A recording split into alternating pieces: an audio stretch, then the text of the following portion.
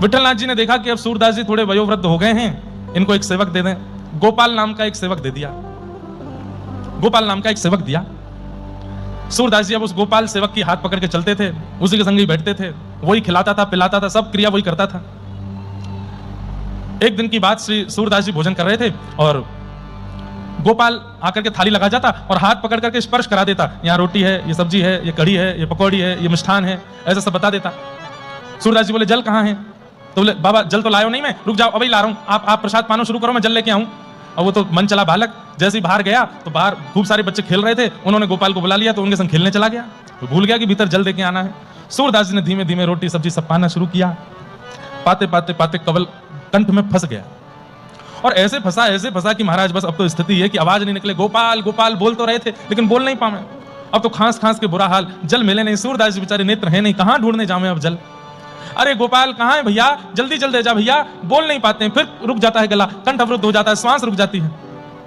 उस गोपाल ने तो नहीं सुना, लेकिन गिरिराज जी के ऊपर बैठे हुए गोपाल जी ने सुन लिया। बोले मेरो सूरदास बेचारों कहीं पधार नहीं जाए। सो अपनी सोने की झारी लेकर के ठाकुर जी भागे और ठाकुर जी भाग करके गए और सूरदास जी जिस चौकी पे बैठे थे वहां जाकर के अपनी झारी रखी और अचक से सूरदास जी का हाथ उठा के झारी पकड़ा दी। अब ऐसी स्थिति में व्यक्ति ये नहीं देखता किसने हाथ पकड़ा, अब वो भी नेत्रहीन। जल मिला, तुरंत लेकर के उसको पीने लगे, उसका पान करने लगे, कंठ की जो स्थिति उसको ठीक करने लगे। ठाकुर जी चले गए, गोपाल आया, बड़ा डरा डरा सहमा सहमा सा जल का पात्र लेकर 2 घंटा बाद आया। यहाँ तो सूरदास जी प्रसाद आदि पा करके प्रेम से हाथ बात पहुंच करके बैठे थे, चिंतन कर रहे थे ठाकुर जी का। इतने में गोपाल आयो, बाबा मुझको क्षमा कर दियो, नहीं विलंब है गयो मुझको आवे में, आपने जलपान कियो कि नहीं, लो जल ले लो। सूरदास बोले का बोले लाला, अरे पी तो लियो जल, तेने पिवाए तो दियो मुझको। गोपाल बोलो मैंने नहीं पिवाया बाबा, मैंने तो कोई जल दियो ही नहीं, मैं तो पात्र लेके अभी आयो। अरे पात्र मेरो गले में कवल फंस गयो, तेने हाय के हाथ मेरो पकड़ायो तभी तो मैंने पियो। गोपाल ने पीछे मुड़ करके जब चौकी की ओर देखा तो सोने की झारी रखी है। सूरदास जी ये सोने की झारी यहाँ कहां से आई? अरे मैं सत्य बता रहा हूं, मैं तो बाहर खेलवे में लग गयो, मैं जल पिलावे नहीं आयो, कौन आयो? सूरदास जी के तो नेत्र सजल हो गए।